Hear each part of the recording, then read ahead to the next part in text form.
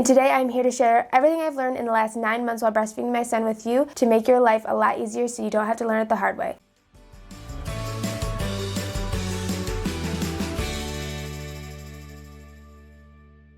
Something I want to talk about is your latch. When you breastfeed, the idea is to get your nipple into the back soft palate of the baby's mouth. And to do that, there are certain techniques that you can use to get the baby to latch properly. And one that I learned about is called the flipple method. And basically you point the nipple toward the baby's nose and kind of flip it into their mouth. If you look it up on YouTube, there are plenty of videos that demonstrate it pretty graphically, so you can really see what you are supposed to do to help you get a better latch with your baby. Okay, I want to talk about hygiene when it comes to breastfeeding. So before I was breastfeeding, I would wear my bras like more than one day in a row. I think it's pretty normal. I think most women wear their bras more than once. But I did that when I started breastfeeding, and I ended up with what I believe is a yeast infection, but after treatment, it improved a lot. So symptoms of a yeast infection are like itching, burning, pain, peeling skin, and I had like every symptom, and I also had like other clinical correlations that made it pretty likely. So anyway, I ended up having to, change either my nursing tank top or bra every single day to get rid of that and make sure that was more hygienic. So just a tip for you,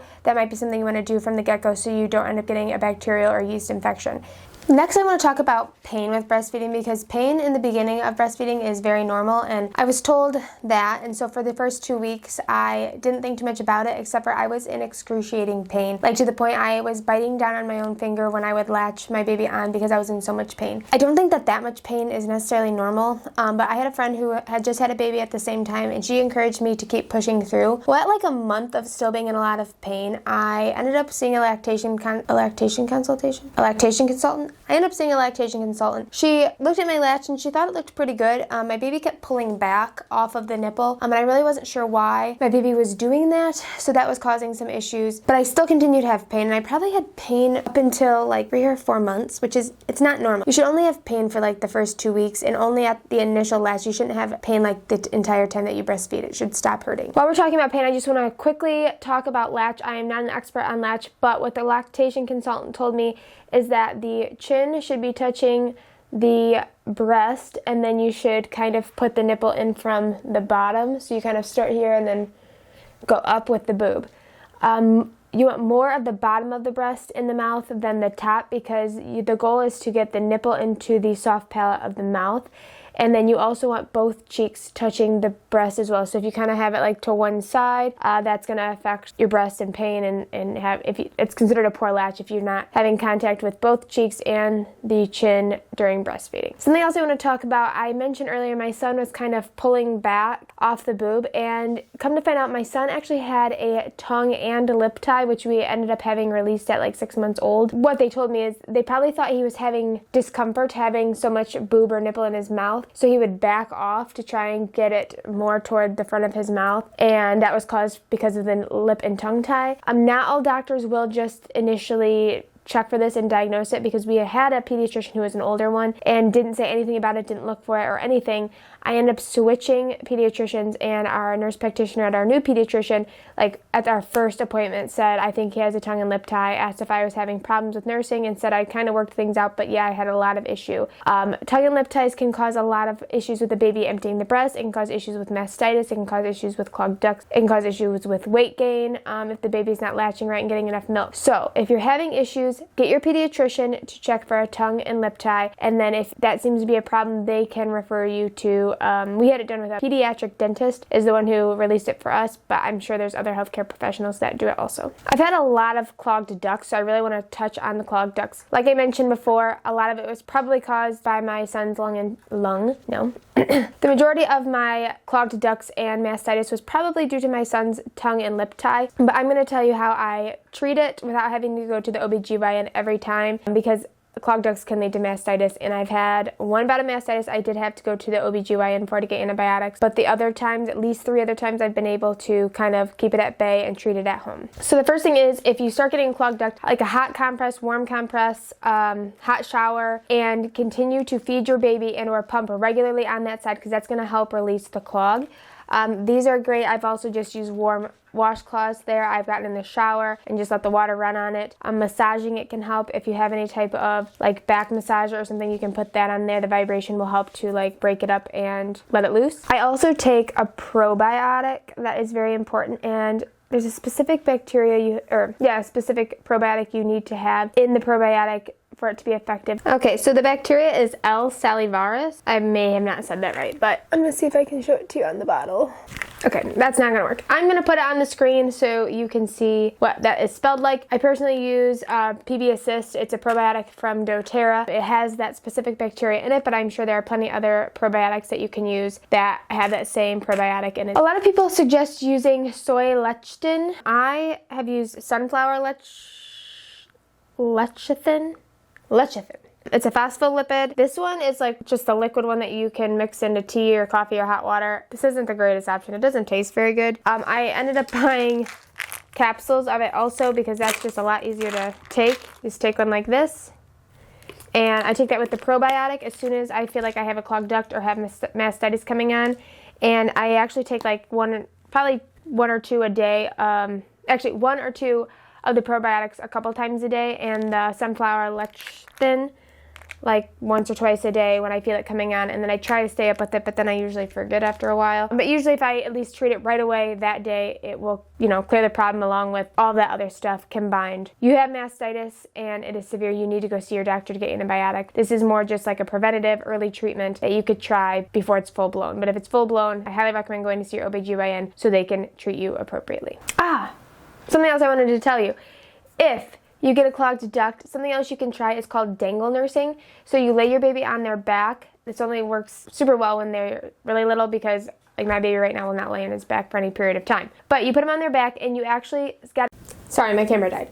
So what I was saying is Dangle Nursing. So you lay your baby on their back, you get on all fours, and you actually dangle your boob over them while they nurse. This allows gravity to help the milk flow down to help release any clogged duct and prevent you from getting mastitis. I have done this a couple of times and I do think that it was effective and helpful in resolving my clogged duct. Side note, you probably want to know what it feels like to have a clogged duct. The first time I ever got one, it was a red spot, probably the size of a dime, on my breast. Excuse me. Probably the size of a dime on my breast, and it was painful and like a hard spot. That is a clogged duct. And then a lot of times if it's not resolved, you'll kind of feel like a whole like area along from the nipple kind of back, like a line of hardened area, and that happens after it has been there for a little bit, and that is how you know you have a clogged duct. But don't go too far because I have another situation that I thought was a clogged duct and it wasn't, and it was super weird. So we'll talk about that in just a little bit. Another thing that you worry about when you're breastfeeding is your supply. So I want to talk about a few things that I ate and drank to increase my milk supply. The first being this mother's milk tea that I got from Amazon. I think you can get it at the store too. There we go. This doesn't taste that great. It tastes like, I think it's called anise. It's like that black licorice flavor. It's not super strong, but I just don't really personally like that flavor very much. So I just add cinnamon and like milk to this to make it taste a little bit better. But it's not intolerable if you were to drink it straight. I also suggest doing spinach. I felt like spinach was the magical milk growing food. I'd have spinach and I felt like my milk supply was just great. I also tried to eat a lot of oats. I like Red's organic oats, and plenty of water, and then also power pumping. So if you're trying to get your milk supply up, you need to, it's a supply and demand type situation. So if you're not having your baby nurse a lot, or you want more than what your baby is just getting with nursing, you need to pump. And you can do something called power pumping. So you pump for, I believe it's 25 minutes, 3 times in a row, like with a half hour in between, something like that. You basically pump a lot, and kind of in spurts. And this will allow you to get your milk supply up really quickly. Something I did was in the middle of the night after my baby would nurse, I would wake up and get up and pump extra to tell my body I needed more. And I was able to get like an extra 6 ounces a day while doing this. I do not do this anymore because it's a lot of work. And my baby still wakes up a lot and I am very tired. So I do not get up extra to pump now. Now that he's a little older, I just pump an extra time before bed if I, want to and whatnot to keep my stash up in my freezer. And while we're talking about milk stashes, you will, if you're doing a lot of research, you will see a lot of people showing their frozen milk stash, and they have just these bags and bags full of milk and milk coming out their ears. That is great, but it's not typical. A lot of us only get an extra ounce or two after we feed our baby. That's perfectly okay and normal. So don't feel like because you don't have bags and bags and bags of extra milk that there's something wrong with you. There is not. It's a way more normal to just have the amount that your baby needs. And, just keep building it up over time, and eventually you will have enough, milk to feed your baby. I have probably an extra 10 of those frozen bags I showed you right now, and that's plenty for while I'm at work or if I need to leave for a little bit. My husband has milk for him, and then I obviously pump while I'm at work, so I always bring that back with me, and it's not quite an even trade. I think I'm always a little short when I work, but it all works out. So again, just feel good about if you're feeding your baby and you don't have extra, that is completely normal. So let's talk about the time I thought I had a clogged duct, but I did not.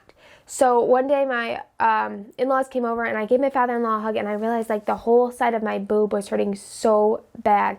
So when they left, I took a look, and I'd already had a clogged duct at this time, and I thought that's what it was. But it was so much more swollen than when I'd had a clogged duct in the past.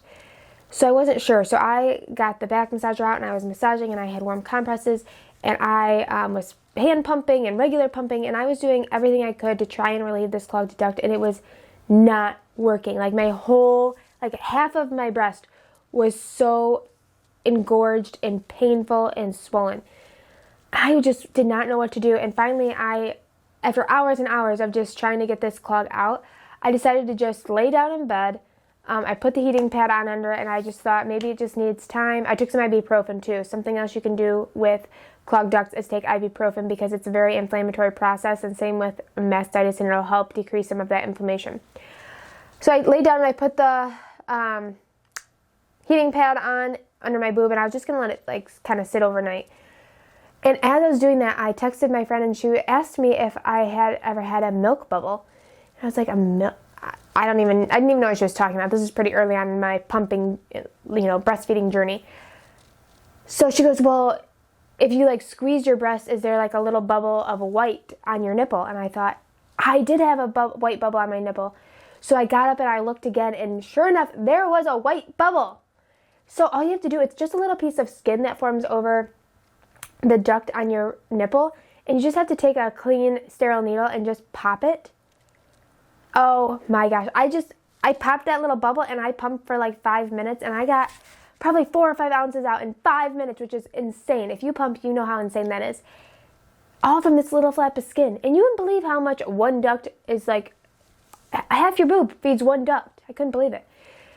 So if you think you have a clogged duct and it's not working or whatever, or if your boob is really engorged just like I'm part of it, check for a milk bubble. Super easy to fix, and I am so thankful that my friend told me about that, because had she not, I probably would have ended up with mastitis, because I wouldn't have known how to get it unclogged, or maybe it would have popped on its own. I don't know, but still not a good situation.